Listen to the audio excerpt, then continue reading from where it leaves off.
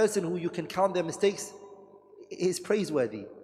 Because no one ever thought that this person was free from mistakes anyway, sah? But the fact that you've been with this person for 5, 10, 20, 30 years in a marriage, and you've only mentioned 2 mistakes or 3, actually proves that this person is a noble. Now, فلا ترضى المعايب فهو عار عظيم يورث المحبوب مقتا.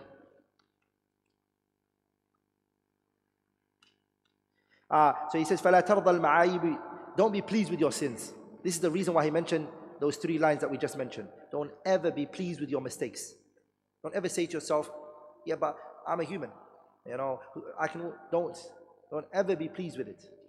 And when Abu Bakr refuted and tried to expose Abu Ishaq al-Ilbiri, Abu Ishaq didn't say, no, who are you to talk about my mistakes? This is between me and Allah, and use it as a scapegoat to be pleased with their sin. Don't do that to yourself. Accept that this is a big mistake with you. Acknowledge it. Naam. ويهوي بالوجيه من الثريا ويبدله مكان الفوق تحتا. The author rahimahullah mentions here that the sin humiliates you. Didn't the Prophet not say وَجُعِلَ الذِّلَّةُ وَالصَّغَارُ عَلَى مَنْ خَالَفَ أَمْرِي? Humility is for the one who opposes my affairs. The one who goes against the Prophet sallallahu alaihi wasallam, 2 things are for him: الذُّلُّ وَالصَّغَارُ, humiliation, and Allah will put you down subhanahu wa ta'ala. You'll be humiliated. So what he's saying is that don't be pleased with your mistakes, your sins, don't be pleased with it. Because what will happen is you will be humiliated and it will show on you. نعم. كما الطاعات تبدلك الدرار وتجعلك القريب وإن بعدت. And the opposite is obedience. Obedience, what will it do for you? It will raise you. It will honor you. يرفع الله الذين آمنوا منكم والذين أوتوا العلم درجات. That's what he means. Allah raises the believers, the righteous people. He raises them, subhanahu wa ta'ala. The people who are, that hate you, hatta will love you because of the good that you have. And the obedience of Allah that you have come with. Na'am. وتنشر عنك في الدنيا جميلا فتلقى البر فيها حيث كنت. This is the characteristics for the righteous people. The righteous people, they are praised when they are alive. And when they die, the people, what do they say about them? Rahimahullah, radiyallahu anhum. So when you die and you've been upon obedience of Allah, whenever people remember you, they will say, Rahimahullah. And whilst you're alive, the people will say, Hafidhahullah. Good would be said on the people's tongue for you. That's what obedience does. وَلِذَلِكَ the great scholars, whenever they would be said things about, they will say, this was because some of our sins have been brought out. We all know the famous story, the famous narration, where the Salaf used to say, إِذَا عَصَيْتُ اللَّهَ, if I disobeyed Allah, فَأَرَى أَثَرَ ذَلِكَ, I would see the effect of my sins عَلَى الدَّابَةِ, on my riding beast and on my wife. When I come home, no one wants to talk to me. Even the cat doesn't want to come to me. You see, no one's coming to me. The children are not wanting to meet me. My wife is upset with me. This is them blaming themselves first. They wouldn't say, I provide for you. I'm always there for you. I do everything. I'm the man. But what they will say is, I have sinned. It was a sin I did today. And that's what's happening right now. I'm only facing the consequences of my own wrongdoings. You see? And wallah, if you live your life like that, I promise you, you will change for the better. Like what's very common amongst us Muslims is, if a person comes late, he was like, yeah, it wasn't my fault. It was a traffic light. It wasn't my fault. It was a car before me. Everything we want to place on something else. We were right. And if you live your life like that, you generally don't rectify your situations. You will not change your way. So, acknowledge it. Accept it, that it is from you. Now. وتمشي في مناكبها عزيزا وتجني الحمد مما قد غرست. وتمشي, you will walk on this earth with honor. You'll be honored. Allah Tabarak wa Ta'ala will honor you on this earth, and you will reap the fruits of the good that you have done. Allah says, من كان يريد العزة فلله العزة. Honor is with who? فَلِلَّهِ الْعِزَّةُ جَمِيعًا. All of honor is with Allah Azza wa Jalla. Do you really want to be respected? Connect yourself with Allah, you will. Our youngsters, back in the UK, if they carry weapons and they kill each other, and the gang problems they have. And so you say to them, you ask them, why are you doing this to yourself? And he's like, I need to be respected on the streets. I need to gain respect. These people have to know, honor me. The simple answer is, مَنْ كَانَ يُرِيدُ الْعِزَّةَ فَلِلَّهِ الْعِزَّةُ جَمِيعًا. If you want to be respected and honored, and that's really what you're looking for, then respect and honor Allah's religion, and Allah will place respect of the people towards you. نعم. وأنت الآن لم تعرف بعيب ولا دنست ثوبك مذ نشأت. نعم. ولا سابقت في ميدان زور ولا أوضعت فيه ولا خببت. فإن لم تنأ عنه نشبت فيه ومن لك بالخلاص إذا نشبت. So he says to وأنت الآن لم تعرف بعيب. Abu Bakr, until now people don't know you with mistakes like that. You're falling into all of these mistakes, but you've not become known for it. Since you were, in other words, don't become someone who's become known for evil and wrong. And here he's using terms to bring his heart back. And this is very important when you're advising someone. Always make them feel like there's a way to come back. Some people, when they talk to people and they advise them and they tell them the person's mistake, they make it look like the person cannot come back. It's over for you. You are done. You're doomed. And there's no way for you to come back.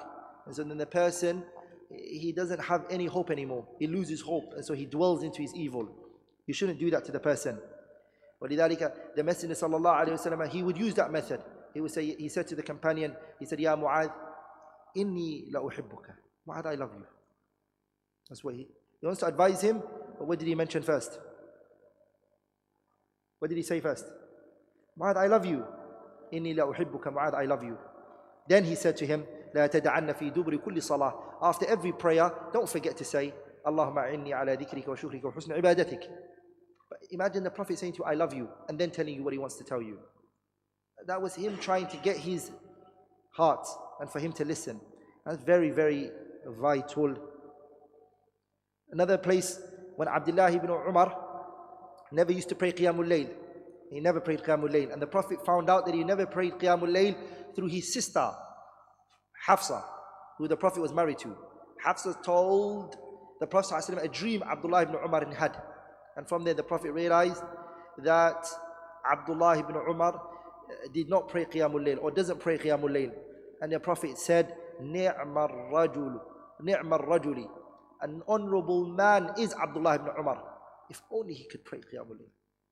An honorable man he is, but if only this man, if Abdullah ibn Umar can pray Qiyamul Layl. Look how he said that. He didn't say, how dare you didn't pray Qiyamul Layl. You don't pray Qiyamul Layl? No. Really? Say, Wallah, you didn't pray Qiyamul Layl. A'udhu billah. May Allah. He never said that, alayhi salatu wasalam. So it's very important that we carry ourselves and we advise people in that particular way. Na'am. The next line he mentions the concept of Maidan Zur. People who participate in idle speech, in gatherings where these things are spoken about. وَالَّذِينَ لَا يَشْهَدُونَ الزُّورَ وَإِذَا مَرُّوا بِاللَّغْوِ مَرُّوا كِرَامًا. That's what he's talking about in that line. وَالَّذِينَ لَا يَشْهَدُونَ الزُّورَ. The believer, one of the characteristics he's known for is he doesn't sit in places where idle speech is taking place. He's not known for that. And if he goes by a people who are speaking about wrong things, he goes by them and he says Assalamu alaikum when he leaves. He leaves and says Assalamu alaikum and he goes. He doesn't sit in those type of places. Naam.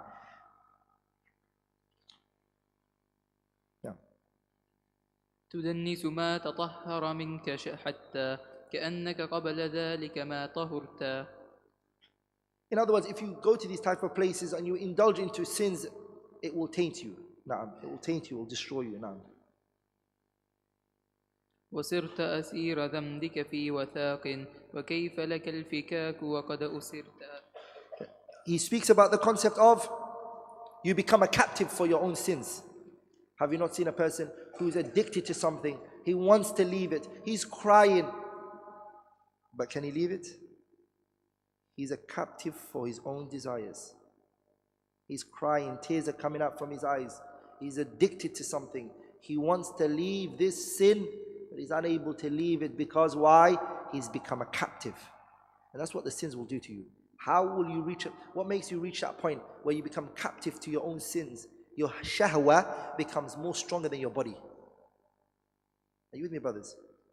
You become weak to not even be able to stop the evil and push it away. وَمَا أُبَرِّئُ نَفْسِي إِنَّ النَّفْسَ لَأَمَّارَةٌ بِالسُّوءِ. You see a brother who's big, he's strong, he's tough, goes to the gym, strong, physical, and he lifts metals and bars and goes to the gym and weights that he picks. A lot of us, if we come together, we can't pick. But Fajr, he can't push the duvet off himself and get up for the salah and go to the masjid. He can't lift the water from the sink or from the tap and place that water over his face and go and pray. It's hard for him. Physically, it's hard for him. He's dragging his legs to come out. It shows you that this issue isn't the physical side. It's the nafs and how you train it and how you nurture it and how you work on it. Are we all together? So this person has become a captive for his own shahwa. Don't think to yourself he doesn't know what he's doing is bad. He knows what he's doing is bad, but he can't stop. He's become a captive for his own sins. And this happens on levels. It happens that a person cannot control himself. Inna lillahi wa inna ilayhi raji'un. Naam. فخف أبناء جنسك واخش منهم كما تخشى الضراغم والسبنت. Be careful of people. Wallahi, be careful of the people around you. They can affect you a lot. They can change your perspective in life. Be careful from them. Wallahi, the messenger, when he said, Al-maru ala dini khalilihi, falyanzur ahadakum man yukhaliluh. A person is of the religion of his friend. It means that your friend will make you or break you. Remember that. Look at the people around you and the people you choose to socialize with. It's a reflection of who you are. The poet, he said, لا تسأل عنه واسأل عن قرينه فإن القرين بالمقارن يقتدي. Don't ask about a person, but ask about his friend. For verily a friend would only walk with another person because he is of this person's belief. And we all know that nowadays companies, organizations, when they want to give you a job, they base it on the likes and the people you like and the people whose tweets that you share or who you like on Twitter, because it's a reflection of who you really are. So, I know people who lost their jobs because of who they retweeted, or quotes that they retweeted, or a Facebook that they liked, or a person who they are friends with. True or false? Recently, I was told a person lost a job in the UK due to the LGBT. He followed a person who said something about LGBT, so he followed it, and khalas, he lost his job. He didn't ever say it. So the point is, you are what your friend is. You will never see a pigeon fly with an eagle. Would you ever see that? It doesn't happen. The birds that fly are those who are alike. You chose from all of the people in this world, you chose these 3, 4, 5 people around you for a reason. It's really what's inside you. So be careful. Make sure that they are righteous people, or they can affect you. They can affect you. Now. وخالطهم وزايلهم حذارا وكن كالسامري إذا لمستا. نعم. وإن جهلوا عليك فقل سلام لعلك سوف تسلم عن إن فعلت. So the previous line, which is وخالطهم, mix with the people in accordance to what is necessity. You don't mix with the people beyond and what is needed.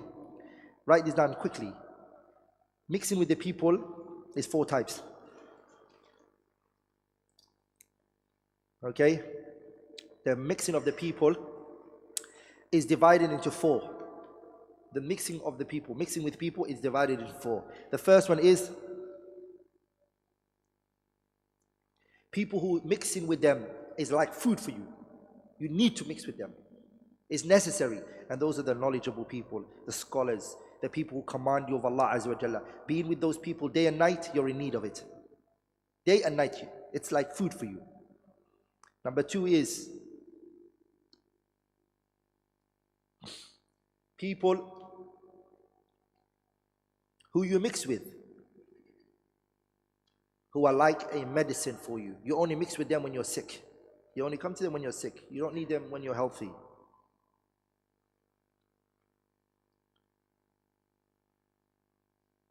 The third one is people who mixing with them is an illness. And those are the people of desires and people of dunya.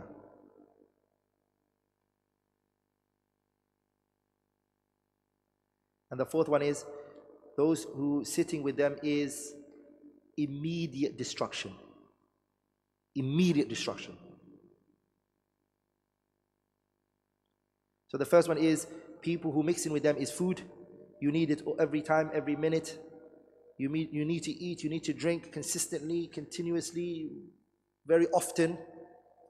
They're like the scholars and people of knowledge. It's like air that you're breathing. You need them all the time. The second one is, it's like medicine. You only need it when you're sick. You don't need it when you're not sick. It's those whose advices and their benefits, family members who can help you, advices of good people, good friend. He's like a medicine. You only need him when you're...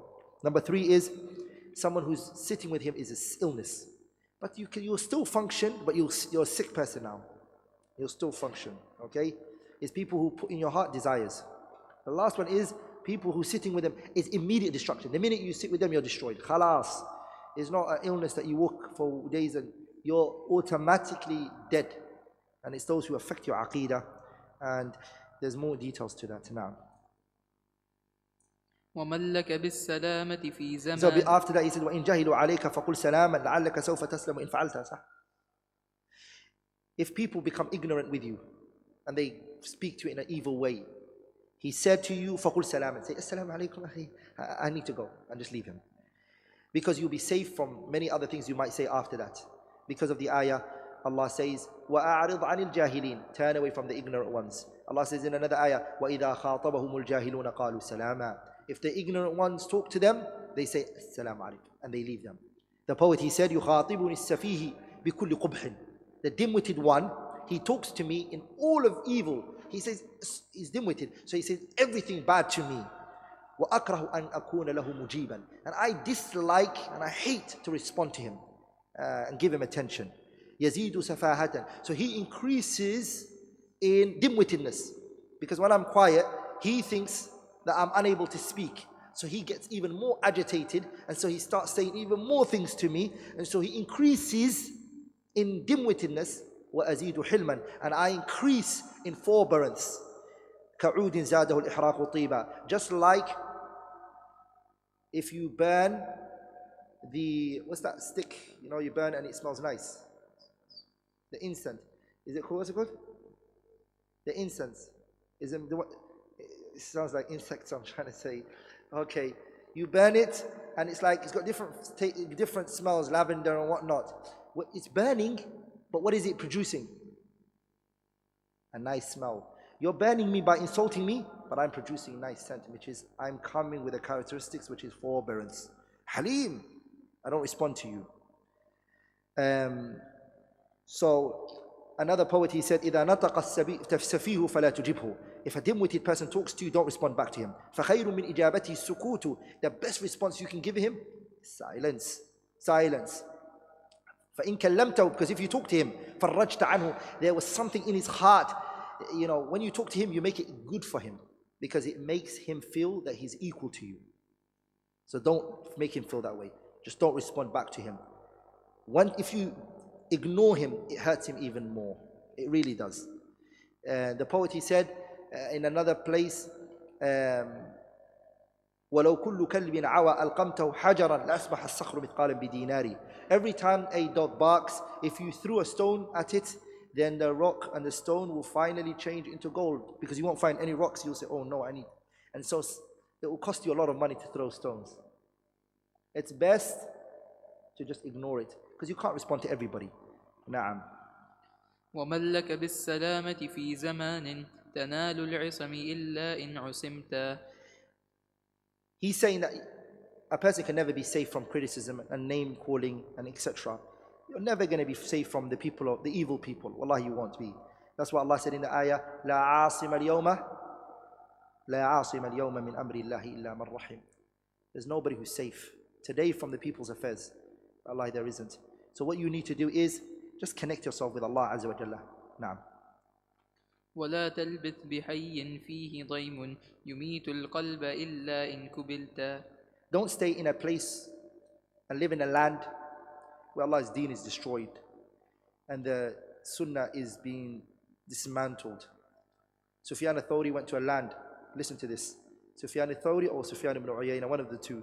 They went to a land and they stayed there for a couple of days, and then after that, when he stayed, no one asked Sufyan al-Thawri or Sufyan ibn Uyaynah, whichever of it was, and I think it's Sufyan al-Thawri, no one asked him any questions. And then he said to his students, let's leave this land, for verily this is a destroyed land, a land where people are not considering knowledge. They don't want to learn the Deen of Allah Azza wa Jalla. Imagine staying in a land where all around you disbelief of Allah is being mentioned, the Deen of Allah is being mocked. You see, a land like that, a person who his heart is alive can't stay there. It's hard for him to stay there. So he leaves those places. Don't stay in a place where the Deen of Allah is being humiliated. Walk away from it. Naam. وغرب فالتغرب فيه خير وشرق إن بريقك قد شرقت. Go around, travel the world. Go east, west, north, south, somewhere. Leave the land of humiliation, a land where the Deen of Allah has been put down. Go to the east, go to the west, wherever you can go. A lot of people, they went to these lands, the west, and the reason why they left their land was because of dinar and dirham. That's why they left, right? Penny and pound, that's why they left. So they went to the west. But what they lost on the way was Ra'sul Mal. They lost the most valuable thing, which is what? Their religion. And it shows that you're willing to lose your deen. No problem, as long as I can get dinar and dirham. فليس الزهد في الدنيا خمولا لأنت بها الأمير إذا زهدت. Some people, they think being aesthetic and being zahid and boycotting the dunya, they think it means not getting a job. He's saying to you here, zuhd doesn't mean that you be lazy and you stay at home and you don't look for a job and you say, you know what, I'm just zahid, I'm doing this, Allah Tabarak Ta'ala's religion, I love the akhirah. La, zuhd means the dunya presents itself to you. You can take it and you only take what is needed and you leave the rest. ولذلك the scholars, they say zuhd means a person who the dunya presented itself to him, took what was necessary and abandoned the rest. Like a person is not zahid, who the dunya has never presented itself to him, and he goes, yeah, I'm aesthetic. Akhirah. You see my point? That's the term zahid, what it means. Naam. ولو فوق الأمير تكون فيها سموا وافتخارا كنت أنت. نعم.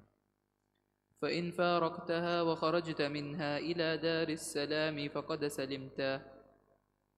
If you make your aspiration the akhirah, which we mentioned before, وَابْتَغِ فِي مَا أَتَاكَ اللَّهُ دَارَ الْآخِرَةِ وَلَا تَنْسَ نَصِيبَكَ مِنَ الدُّنْيَا. The person, what is it that he or she is what? His aspiration is akhirah, the day of judgment. وَلِذَلِكَ we all know the Prophet ﷺ, what did he do when he was questioned on his last moment in this life? And he was asked, do you want to stay in this dunya or do you want to leave? What did he say? Rafiqul A'la. Oh Allah, I want high above. I want the high above. He chose Allah Azza wa Jalla. He didn't choose to remain in this world. وَلِذَلِكَ the Prophet ﷺ didn't like the affairs of the dunya. Naam. وإن أكرمتها ونظرت فيها بإجلال فنفسك قد أهنت. You humiliate yourself if you honor this dunya and you look at it with an eye of amazement, like wow. Are you with me? Because what did the Prophet ﷺ say? وَلَا تَجْعَلِ الدُّنْيَا أَكْبَرَ هَمِّنَا وَلَا مَبْلَغَ عِلْمِنَا. Some of the mashayikh I met and some of my teachers I met, whenever anyone spoke about the dunya, some of my mashayikh, if anyone spoke to them about the dunya, they would get up from that gathering and they would leave. You'll just see them walk away. But one of my teachers, he says, the gatherings I hate the most is one that a person talks about the dunya. Qalla aw kathur, whether it's lot or it's little. You see, I only like, he said, affairs that have to do with ilm. You see, and I think I told this story many times. Well, I think I've told it, but it really amazed me, and my sheikh, I was in Saudi Arabia, and he's in Somalia. So he graduated from the University of al-Qura as a PhD student, and he requested from me to find him a manuscript from Riyadh. He told me, get me the manuscript, I want it. And the manuscript was a book written by Sheikh Abdurrahman Nasir al-Sa'di. So what I did was, I got him the manuscript, and I'm only mentioning this story for benefits, okay? I'm not saying anything about myself, okay? Just as a side point. So what I did was, I also got ready for the Sheikh $2,000. So I got $2,000 and I got him the manuscript. So as soon as I came to the country, I landed, my father told me, don't wear a thobe. When you're going on the flight, don't wear a thobe. I said, Dad, I don't have trousers in my closet. You know, you have to wear trousers. So I wore trousers. I got myself a shirt and a trousers. I bought it for that day. I went on the plane and I landed in the country. When I landed, I got picked up. I was so excited. I wanted to meet the Sheikh. So I ran to the masjid. The Sheikh was in the maktaba upstairs. When I met him, I said, Sheikh, how you doing? I kissed his forehead. I told him, Sheikh, you know, I've got everything for you. So I gave him the envelope. I said, Sheikh, there's 2,000 in here. It's for you. Keep it, Sheikh. Wallah, he took it, put it to his side. He said, do you have the manuscript? I said, I have the manuscript. He took the manuscript. He looked at it. I have never seen the joy on the Sheikh's face, the happiness, the joy. And you know what he said to me? He said, if I can make this day a day of Eid, I would have made it. He said, this is a nuskha, mubayyada. This is a copy that's so original. And then I said, Sheikh, inshallah, I'm going to go to the hotel and I'm going to change my clothes. He said, yes, please do that. Change your clothes and wear a thobe. And I said, okay, I'm going to. He said, either wear a thobe, or we Somalis have a tradition where we wear a izar, a bottom izar. So he said, either wear your izar or put a thobe on. Take the trousers off. So, not that trousers is haram, by the way, okay? But he said, take it off. So what shocked me is, then I gave him the money, and then I said, Sheikh, it's yours. He said, I don't want it. It's yours. No, I don't want it. But he said, what I'll do is, I will divide this money for the mashayikh in the country, the other mashayikhs. And he said, I want you to give it to them, not me. Because he said, I don't want people to talk to me about matters of the dunya. Are you with me? Wallahi, these are mawaqif that you see from these people. They're absent from the dunya, wallahi. They are what? There's an organization in Turkey that sends manuscripts to the Sheikh. You see, he orders manuscripts online. Listen to this story. So he emails them, he tells them what manuscript he wants, they tell him the number of the manuscript, and they tell him the money.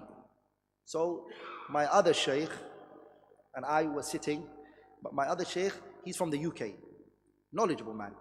We were sitting with Dr. Ahmed from Jamiat al-Qura, and I said, Sheikh, the price that you pay for the manuscript is very expensive. Shall we email them and say you reduce the money? And the other Sheikh from the UK said, yeah, that's a good idea. It's ridiculous money for a manuscript like that. The Sheikh, Dr. Ahmed, said, no, we give them whatever they want. I'm scared if we email them and we say reduce the money, they shut the system and they never give us a manuscript. Whatever they want, we will give them. Just, we don't want them to stop giving us the manuscripts that they're giving us. For him, it doesn't matter the money. لا قيمة عنده. He wants that manuscript. For him, it brings ladda, joy.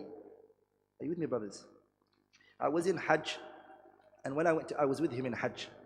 He and I were together in Hajj, and I bought these shoes in Hajj. The bottom of the shoes, there are, you know, what's it called? It's good for your legs. It's good for your muscles. It's one of those flip-flops that you wear that have things sticking out from it. If you wear it for a while, it's nice.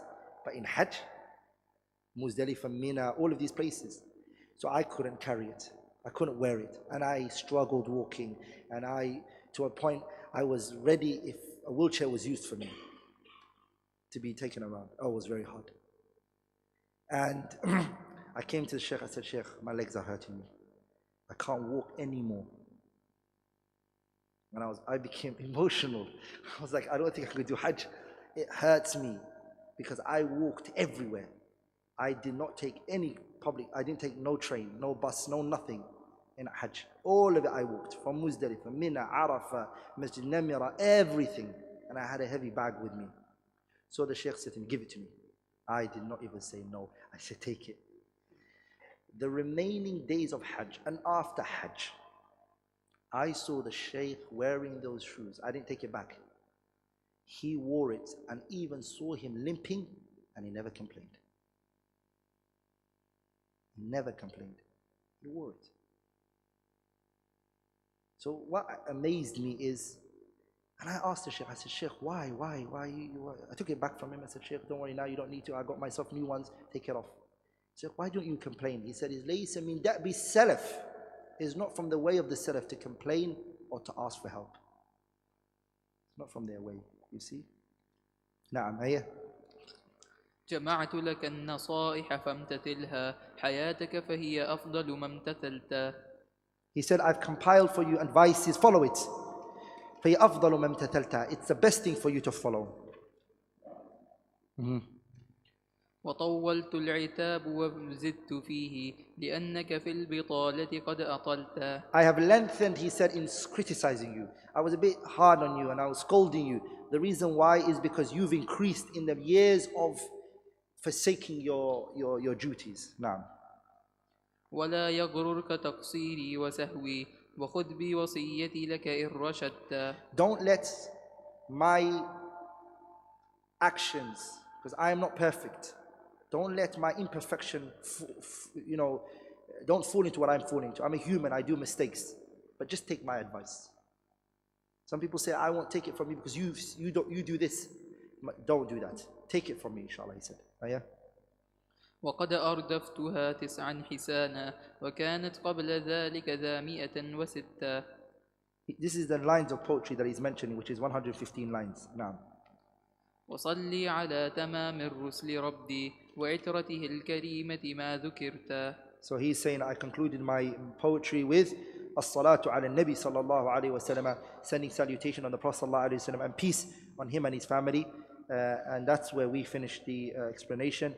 Anything which I have said that was wrong or incorrect is from me, shaitan, and Allah and His Messenger are free from it.